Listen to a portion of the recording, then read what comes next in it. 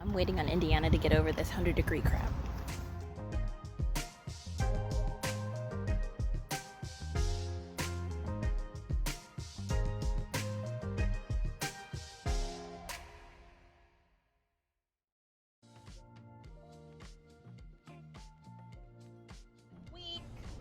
Okay, so the last one was, I kind of cheated. It was really just like 3 days. But this one could be a week. Who knows?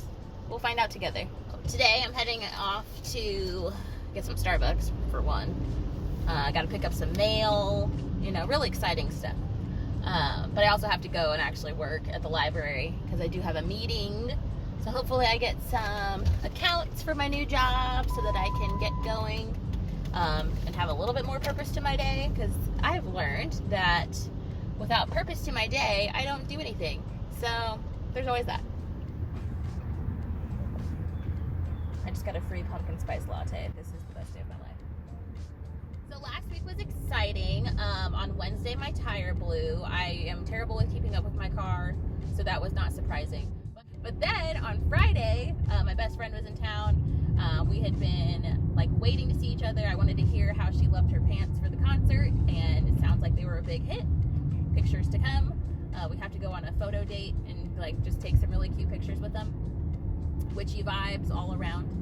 And we also stopped by the local tattoo shop with my baby. It was very funny. And I got my nose pierced. So excited. I feel like such a rebel. It was just like one of those days where you just like felt like an adult.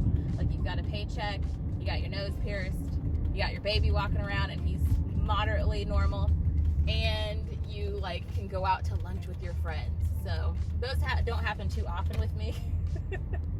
So I like to embrace my age when I can.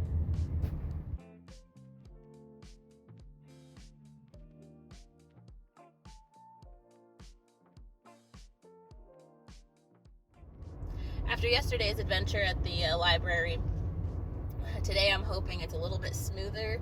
I get interrupted a little bit less so that I can actually like think without, you know, worrying about like the time ticking down and all that. But we'll see how that works out.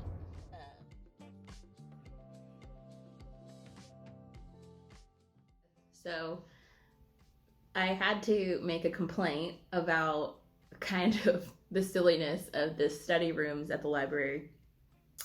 And I sent that complaint to the branch manager, and it's literally her. The person I was complaining about was literally the branch manager.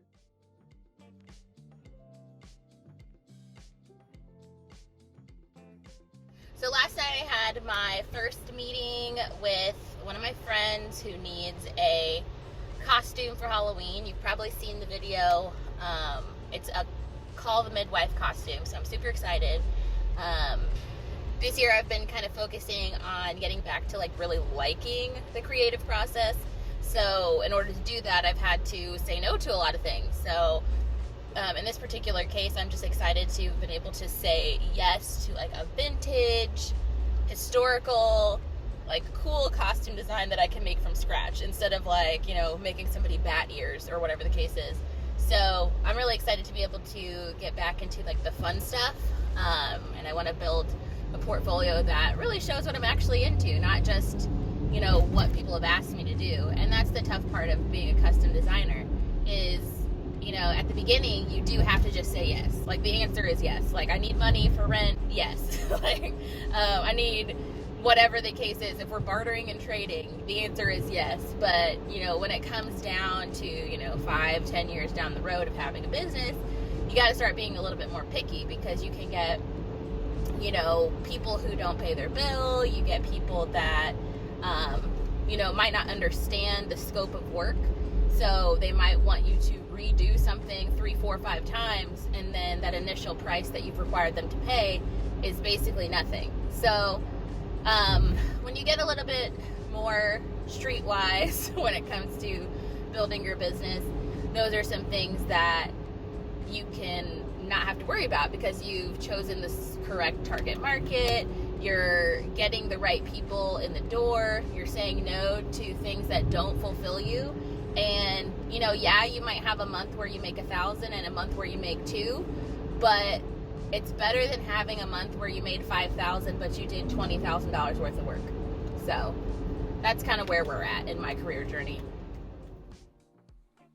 Here's how I break down my sewing project workflow. To start, I have a consultation where I do measurements, schedule all my fittings, and the due date.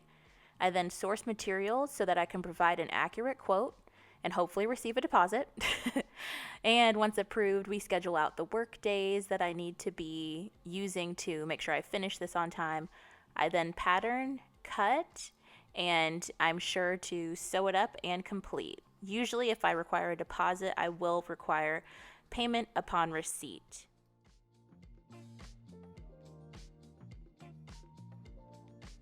So the next steps with my friend's costume for Call the Midwife will be to go ahead and source everything I need. So I need to find out what I want to make it out of. Do I want to make it out of the classic cotton, or do I want to make it out of something more like a bottom weight, or something that would be used in a like skirt suit these days? A lot of times the poly blends will enable something to not hold wrinkles, so it looks a lot fresher and nicer than just a whole custom dress made of cotton. Because if we have cotton the whole time, that means every time she sits down, it's going to crease. Every time she moves, it's going to crease. And it just doesn't fall flat the way it's supposed to sometimes. So I usually source my fabrics from Fabric Wholesale Direct. That's my number one. Followed by Spandex House if it's a knit. I also love fabrics.com. And remember, we're using our business credentials to make sure that we're getting the best price possible. I do use spoon flour from time to time if it's something very, very specific.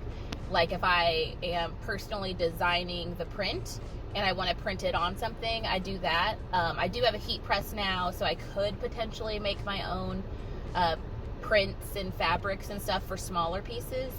So I have to figure out how I'm going to do that in the future. But yeah, so that'll be my first thing. We're going to go ahead and get to sourcing. And then the next step will be breaking down the pricing for her. Usually I would have built a quote for her from our conversation, but just the way that we have things set up together, she's been a repeat client for since I got out of college. So 10 years at least. And so there's a little bit more trust involved. So it's like, okay, well, she trusts me to get the materials for the best price so that the labor cost that I tell her will be truthful and honest to my work. And I trust her to pay that, essentially. So if I don't know the person, I require half down and then half to pick up. Sometimes if it's a lower grade or fast alteration or thing that I'm working on, I will require full payment up front, because guess what? David's Bridal will require you to pay full price up front, and you don't even know how good the seamstress is. So I have my reviews, I have my clients that love me, and that's what I'm just leaning into this time around.